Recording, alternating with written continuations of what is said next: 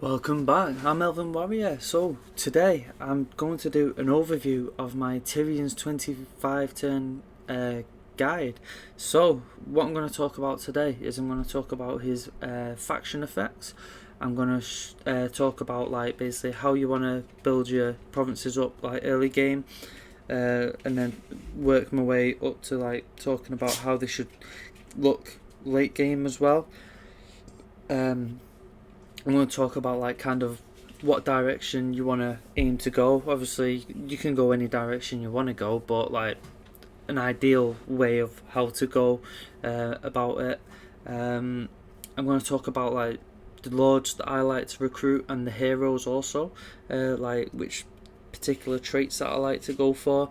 I'm going to talk about basically the army builds and why like obviously Tyrion's got the army that he's got and why I like to go for that, and what his army is going to look like late campaign as well. So okay, let's just get started then. We'll talk about this. So he has got Majesty of Ulthuan. So he has diplomatic relations plus 20 with High Elves. So that is really good. This is why with Tyrion it's so easy to confederate all the other legendary lords. So easy. In that 25 turn guide I managed to confederate 3 out of the 5 legendary lords available. Just with help of that, it just so good. Teclis has got plus 10, but obviously an extra 10 just makes it even better. Construction time for the Shrine of Cain building minus 50%. That's okay. It's not biggie. And this is really good. Recruitment duration minus 1 turn for infantry and cavalry units. That is really good.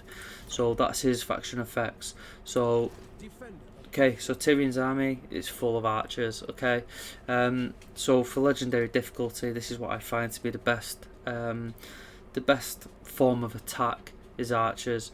Melee units don't perform as well just because the AI just gets so many buffs and cheats.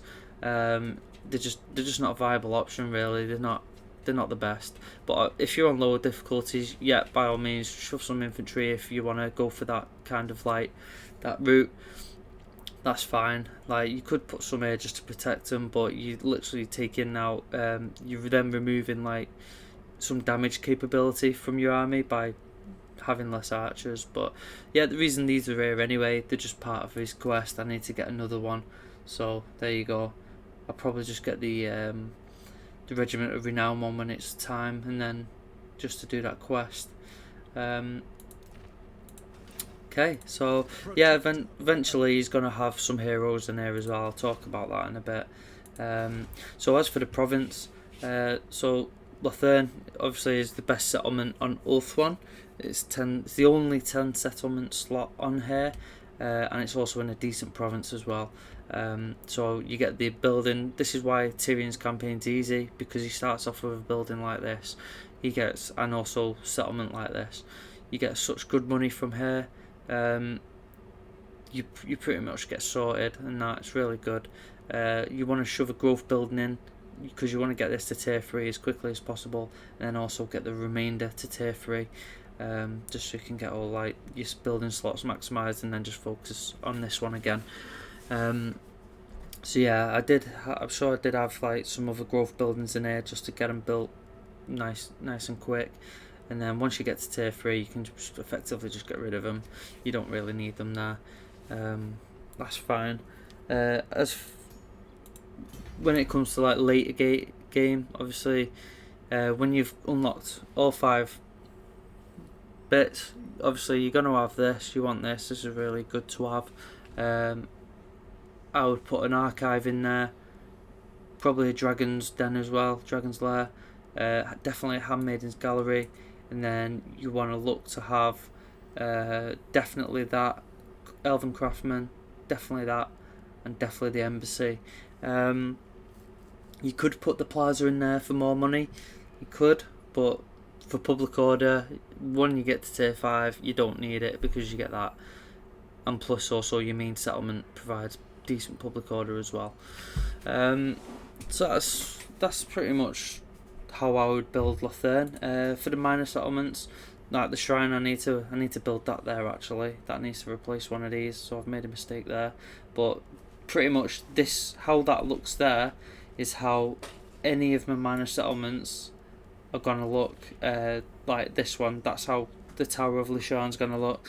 But if it's got a port in it, then it's just gonna be without the public order building. So it'll have that, and then it'll have the embassy there, just because I want all the influence. So that's how my settlements are gonna look.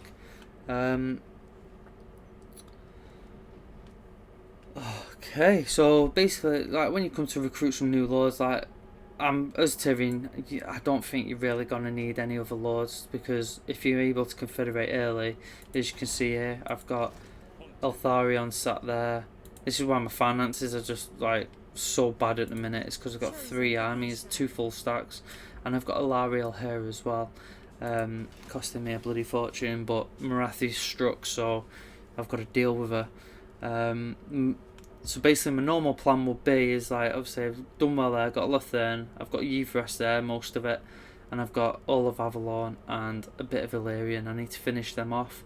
Also I like to go take Safri, so you want to take Safri as well. You normally want to take the inner ring as quickly as possible, take the gates as well, so then that just protects the inner ring there.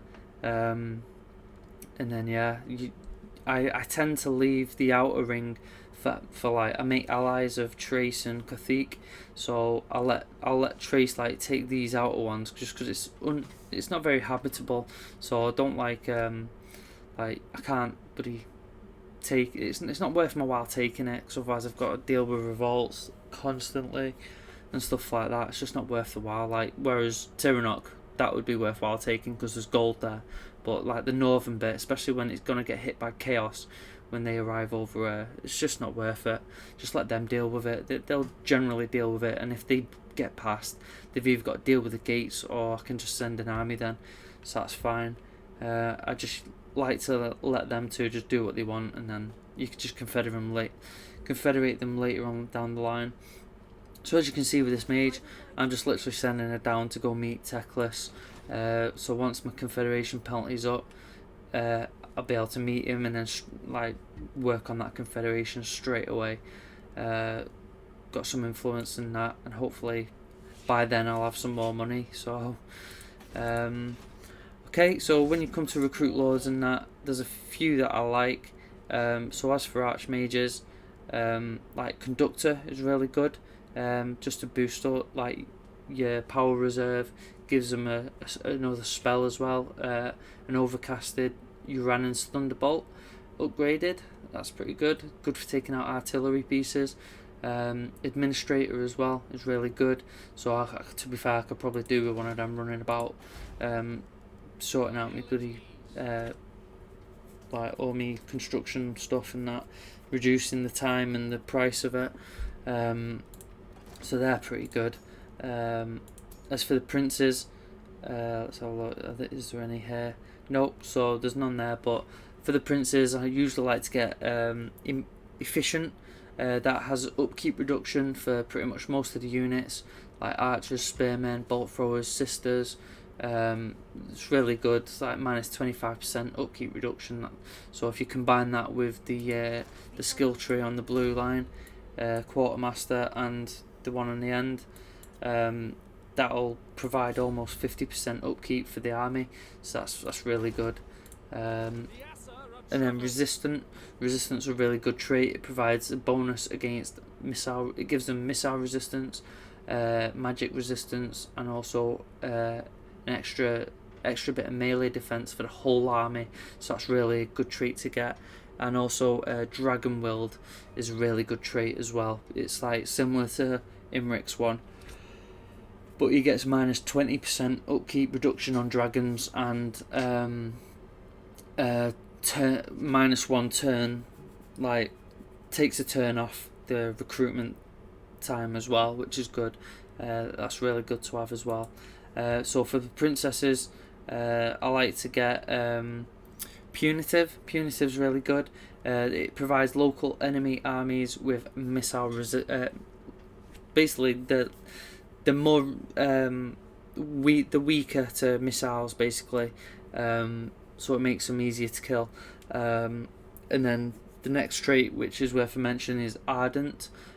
Basically, that provides upkeep reduction on archers and Loathe Sea Guard, and also increases their range. It's really good. That's a good trait to get as well. So for heroes, there you go. There's my lord. There's my noble that I like. Frugal, minus 15% upkeep for all units. That's really good. So like you just shove them, attach them. If you're gonna attach them to an army, get Frugal, and it just decreases your upkeep, which is really good. Here's another one of my traits that I like: Emollient. Public order +1, all provinces. Public order +5, local province, and income from all entertainment buildings, all regions, +5%. So you get quite a few of them. You're gonna make your worth out of these. It's gonna increase really good. So yeah, you just use him to go each province and just send them to each province, and then you can attach like stuff like this, public order ones, so you can get that one. There is others like bards and stuff like that you can just shove there, and then just send them around to your most like affected regions for public order and stuff like that, and they'll help. So as for mages, so pretty much the same as the archmages. Entrepreneur is best though, because the archmages don't get that like tax rate bit anyway. They get the other bit, the income from more buildings. So yeah, if you're just gonna build your money, just get them, put them in your richest province, and they'll make it even richer. So let's have a look. Conductor, that's what I like from my mages that go into the armies. Just it's really good. Extra power reserve, reduced base miscast, sorry, and also gives them that extra spell. So if it's obviously not of heavens, because it's a heavens spell, if they're a different one, it gives you an extra bit of magic anyway, which is good, and it's especially good for taking out artillery pieces. Administrator is okay, but seems though you can get the Archmage, which is administrator, and you can disband those and get them when you need them. That's a lot better than hiring mages that you're going to disband, and it'll be a waste of influence and money later on down the line. So you might as well just get the ones that you want and just get the administrator archmages. So primed is okay if you can't get what you want, but I generally just suggest like wait to get what you want. Protected is really good as well. Provides missile resistance, magic resistance for the mage, and then a passive ability, Guardian. So it protects lords or heroes within the range, and gives them plus 15% physical resistance. That's really good. That's a pretty good one. Okay, I think that's everything. So for the handmaidens, resistant is the best trait for them. So if you're going to put them into an army, get resistant. It boosts the entire army, gives them magic resistance, missile resistance, and gives them extra melee defense as well. And then also if you want to get ones for like, you can get the trait entrepreneur. So again, same as the mages, put it in your richest province, and then away you go. As for the Lawmaster, the trait I like is Conductor. It's this like obviously same name as the mage one, but not exactly the same. So basically that enables the Lawmaster to have arcane conduit. They don't get arcane conduit normally. They only get it with that trait, so it's really handy to have. So it makes putting a Lawmaster into your army a lot better, because he's a good fighter. He's got a few spells, but if he provides arcane conduit as well, he also boosts your magic reserves. So it's really good to put.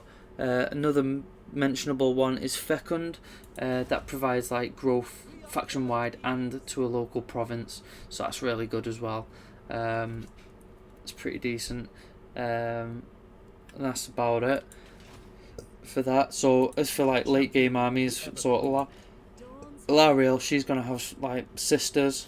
Gonna have some bolt throwers in her eventually, and also some heroes. So I'm gonna put like another mage, a lawmaster, and a noble, and maybe a handmaiden or two in her army, because she boosts handmaidens as well.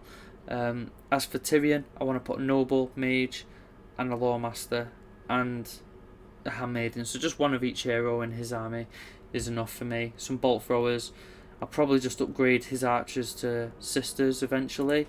Whereas for like Imric, like I've got Imric ready and waiting. When it's time to get him out, time to give him an army, he's gonna go all dragons.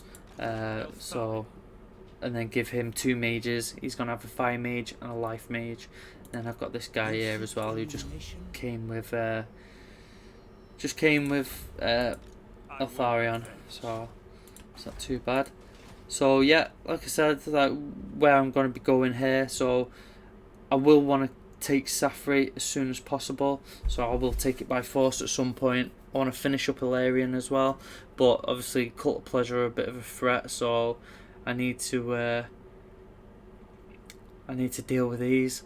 So sending my army down just to go rescue Calador. I'll probably just lift the siege, and then I might bring him back and then just go take Safri quickly. Just one big quick push, and then get Alariel. So maybe could just take out Illyrian there, nice and easy, because that's their last settlement, and then maybe take the Eagle Gate. But I would prefer, definitely need artillery for the gate. It's be much easier, makes it a lot easier, just so you can take out a tower. So like I could just, let's just say, get rid of that there, build me a bolt thrower building, and then I just need to recruit some in the armies and that. So okay, I think I've covered everything that I've wanted to cover. So if you enjoyed the video, then don't forget to shove a like on it. If you feel it's been informative, that I hope it has. I hope you managed to I hope I've explained it okay and everything, and shown you the things I've wanted to show you. If you haven't done so already, don't forget to shove a subscribe on, so you can just keep up to date with the latest videos that I release, because I'll have more coming as soon as I can, and I'll see you all next time.